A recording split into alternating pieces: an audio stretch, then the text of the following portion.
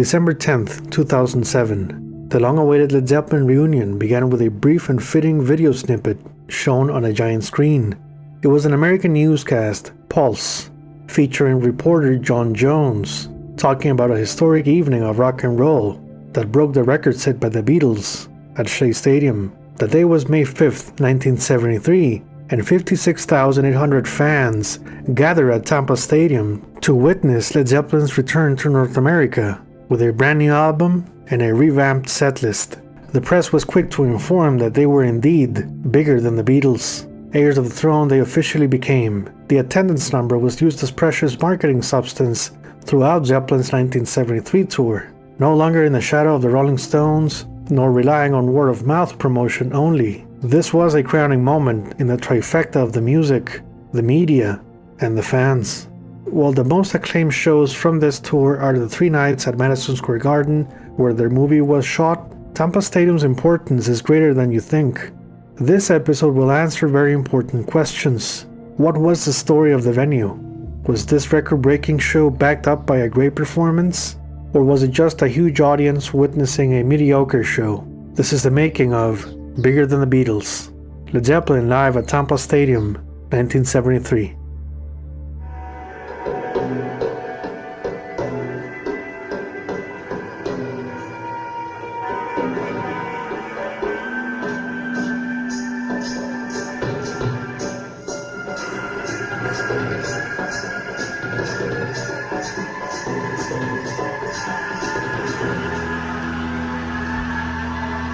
$57,000 of you.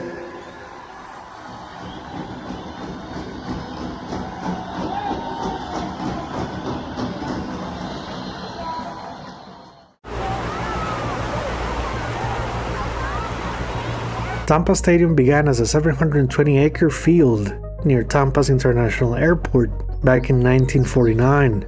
The city had quite a rapid development past the war, but by the 1960s, a football stadium was still a pending item on their list. The closest thing was Phillips Field, where a 1964 exhibition game between the Buffalo Bills and the New York Jets prompted local authorities to think about building a proper venue. Construction began in 1966, the same year the Beatles went on tour for the last time. The site was next to a minor league baseball park, Al Lopez Field. Tampa Stadium opened its doors on November 4th, 1967, just 3 days after one of Robert Plant's favorite albums was released, Love's Forever Changes. The long aluminum benches were not kind on the crowd, as they had no roof, making the heat and humidity quite the challenge to deal with. As you can see from the design, audience members could walk under the grandstands to cool down. Players and staff were forced to melt in Tampa's subtropical climate. The Spartans was the first football team to call this venue home until 1974, when city officials ended the project out of financial problems. Outside of sports, Tampa Stadium held many concerts before Led Zeppelin's visit. There was a single 1969 show on June 15th with James Brown. 1972 picked up steam with a small festival on March 4th, featuring Spirit, the band from Taurus, Freddie King, Cactus, and Chuck Berry. Next was Joe Cocker on March 25th, The Faces and Free on April 30th, a 3-part show on July 1st with Three Dog Night, Humble Pie, and a group by the name of Bang replacing Buddy Miles as seen on the original poster for the show. 1973 was next with Leon Russell on March 10th, a 3-artist bill on March 24th with Santana, Bobby Womack, and Special Pot Liquor. What a name for a group, right? Pot Liquor. No effort was made to hide their pastime activities, I guess. That's like calling your band Cocaine Groupies. Now let's take a look at Led Zeppelin's long relationship with Florida. They played 2 shows at the 3 Image Club in February 1969. By August that same year, they moved to Pirates World Amusement Park in Dania, plus the Memorial Coliseum in Jacksonville. 1970 marked the band's first visit to Tampa, at the Curtis Hickson Hall, where many familiar faces performed. Zeppelin was also booked on that tour at the Miami Beach Convention Hall. By 1971, the band played Orlando's Sports Stadium and Sportatorium in Hollywood, Florida. You'd think Zeppelin returned for their high-octane performance run of their North American tour of 1972, but no. The Bible Belt, Florida included, was not added to their brief 19-date series. So with this glaring omission, The band's 1973 tour began in such destinations, drawing huge crowd numbers, hungry to watch them back in southern lands. Opening night kicked off on May 4th, 1973, at Atlanta's Fulton County Stadium, which was the first show just 4 days after Wings' new album, Red Rose Speedway, hit the stores. Led Zeppelin's first American performance of 1973 had attendance numbers of 40,000 fans, with ticket sales earnings of $250,000. This was a historic night for the band, who played a long sound check in the afternoon to make sure everything was working out properly. Atlanta was the first crowd to witness Bonzo's new Vistalite kit, as well as the band's new musical concept on stage. All of them Bible Belt audiences plus Albuquerque witnessed many songs for the first time in the ways of Rock and Roll, Black Dog, and Over the Hills and Far Away. Now in terms of the tour, it was the North American premiere of Misty Mountain Hop, The Song Remains the Same, The Rain Song, The Ocean, and No Quarter, with Jumbo Jones showcasing his keyboard skills. Past that triumphant start, it was time for Tampa to witness the mighty Led Zeppelin comeback in Florida. Because of the weather conditions, evening shows was the only reasonable time these events could be hosted. There's no way they would do this with sunlight. Robert Plant still battled with humidity somewhat affecting his vocals. Led Zeppelin's outfits at Tampa had Robert wearing his iconic blue fabric. Bonham chose a wife beater similar to the one used at Keezer Stadium. Jumbo Jones wore a floral pattern shirt, and then there's Jimmy Page. Jimmy began the show at Tampa with a white outfit, both pants and jacket. Past the opening numbers, he revealed a black shirt with some color stripes on the shoulder pads and cuffs. Thanks to my dear patrons who fund my research, I browsed through all images from the 1973 tour and found these stats. Contrary to popular belief, the Matador-style jacket was not Jimmy's only wardrobe of choice for this tour, but the black shirt with stripes as well. This was used 11 times on tour, including the iconic Seattle shots. It is safe to think the white jacket was worn on most of these dates for the opening tracks. Last but not least, the band flew into Tampa on a private jet that would scare the hell out of them on June 2nd after their Keezer Stadium gig, thus why Zeppelin hired the Starship in July. I need it bad.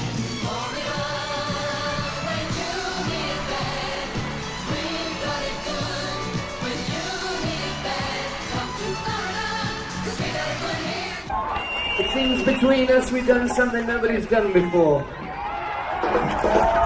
And that's fantastic. We should have had one of those big satellites, you know?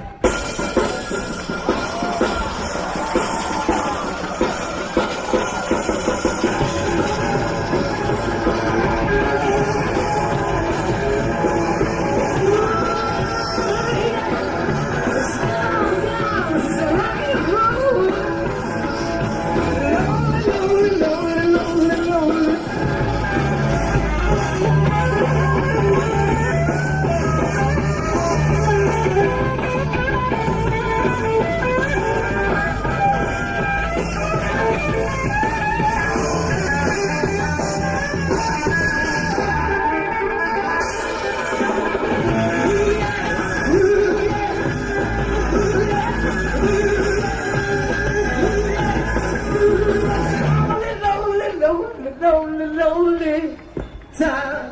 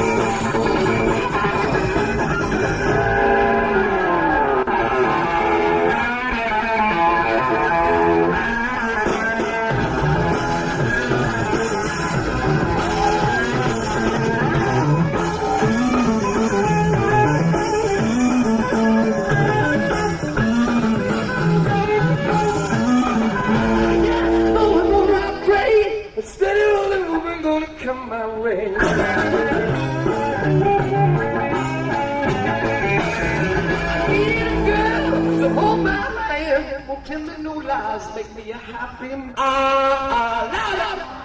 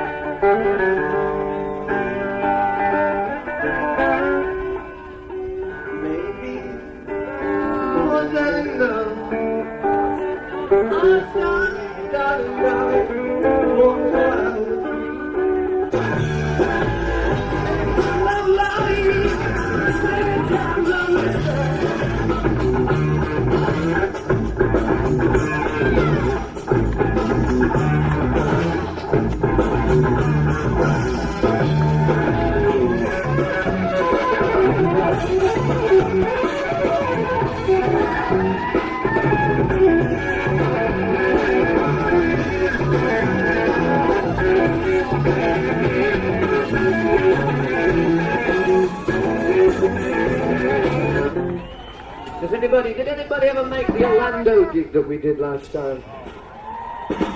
Now this is the second gig that we've done this time since we've been to the States. And I can't believe it.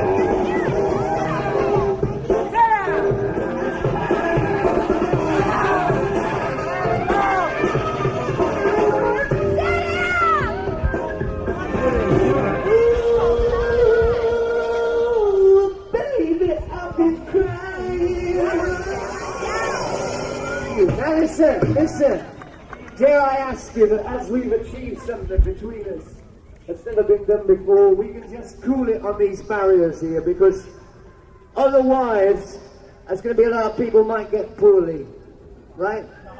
So if you have a little respect for the person who's standing next to you, which is really what it's all about, then possibly we can have no problems, right? Because we don't want no problems, do we? I mean, it's bad enough with the balance of payments, isn't it?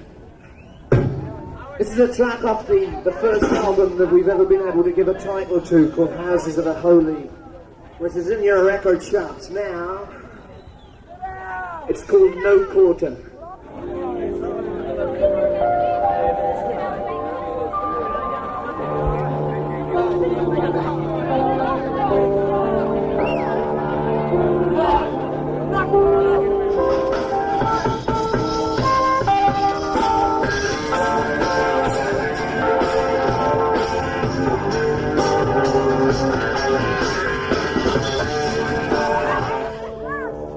The music's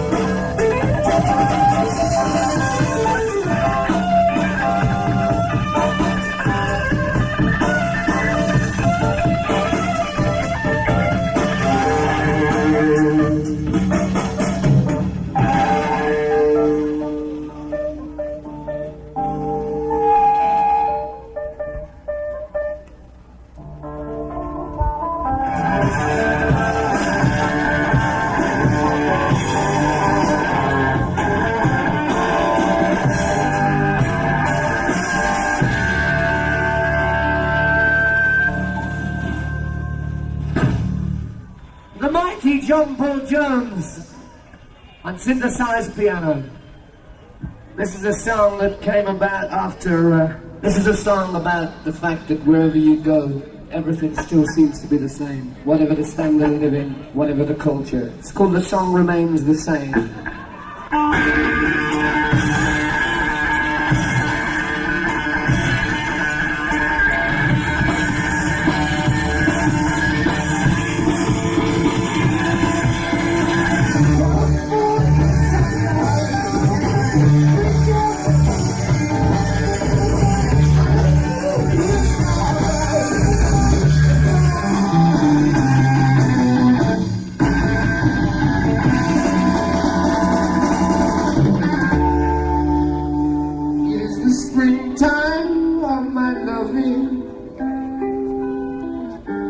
The second season, I'm to know you are the sunlight in my growing.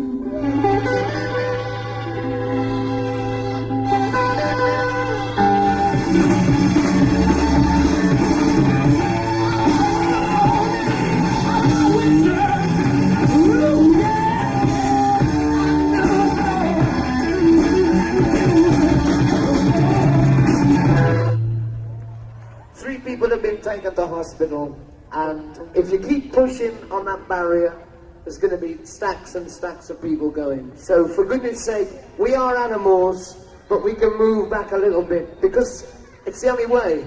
Now this next song is a song which takes me back to when I was 19, before I got the clap or anything like that, which I managed to get rid of when I was 19.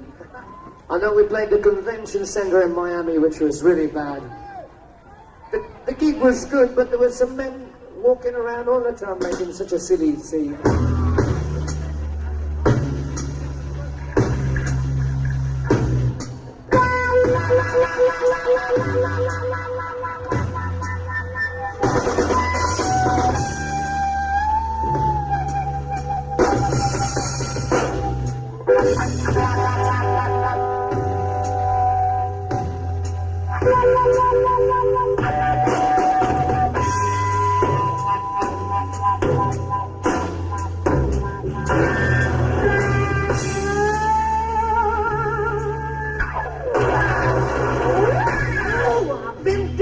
And confused, so long it's not true.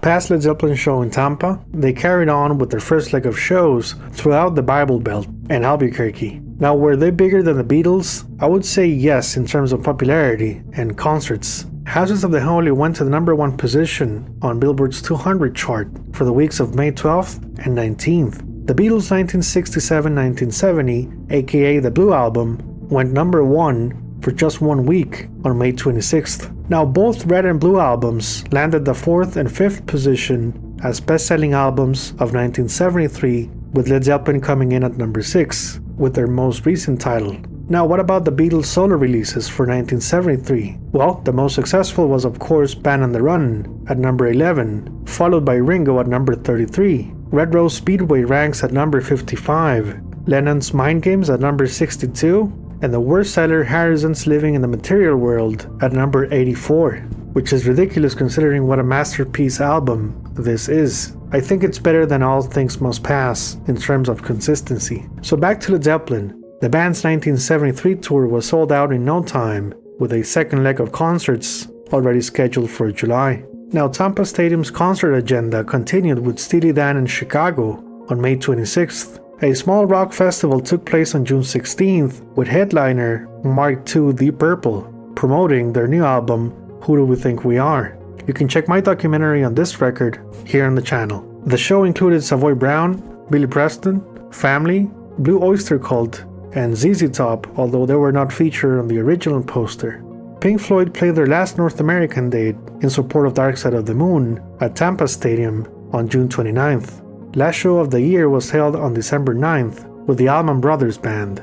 Now, Tampa Stadium's dimensions were expanded with almost 27,000 seats in late 1974 through June 1975. Its new shape resulted in a sportscaster choosing the nickname of the Big Sombrero or the Big Hat. Bigger crowds welcomed both teams, the Tampa Bay Rowdies and Buccaneers. Concerts resumed throughout the 70s with some of the biggest names in the business. Now you ask, what were the last 2 shows of the decade at Tampa Stadium? Well, the first one was Pink Floyd on April 24th, 1977. The other one, Led Zeppelin on June 3rd, in what was an infamous show cut short due to a nasty thunderstorm, putting everyone at risk of electric shock. You can check my Making of Presents episode 2 for a brief summary of this concert. Further stadium renovations took place in the early 80s for the venue's first Super Bowl in January of 1984. The Tampa Bay Buccaneers were bought in 1995, and its new owner felt Tampa Stadium didn't offer the proper conditions for his team. Local authorities raised sales tax to build a new venue, Raymond James Stadium, located south of Tampa Stadium. Take a look at this shot from Sky 9. Sky 9 is flying high above what's left of Houlihan Stadium. Be sure to get a good look. It will soon hit the history Push the plunger and probably in.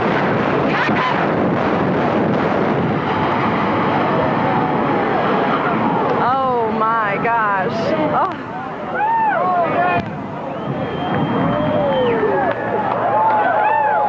Tampa Stadium's remaining sections were demolished on April 11th, 1999.